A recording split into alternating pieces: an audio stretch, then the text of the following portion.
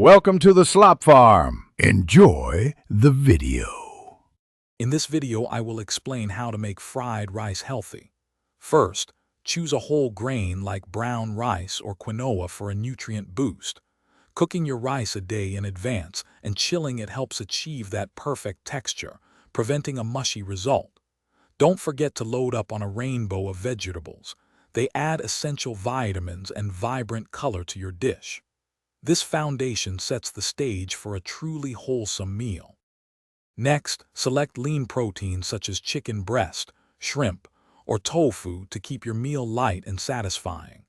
When cooking, use just 1 to 2 tablespoons of a healthy oil like avocado or sesame oil.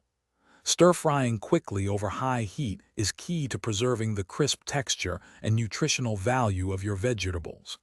This method ensures a delicious and healthy outcome. To enhance flavor without excess sodium, choose low-sodium soy sauce or tamari. Fresh aromatics like ginger, garlic, and a touch of chili can provide incredible depth and warmth.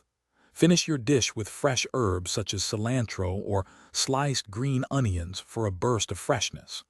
These simple additions elevate the taste profile naturally and healthily. Finally, practice smart portion control by serving about 1 cup as a satisfying main dish. Consider pairing your fried rice with a crisp side salad to add extra freshness and volume to your meal. By following these steps, you can confidently enjoy your homemade, healthy fried rice, knowing it's both delicious and good for you. Thanks for watching.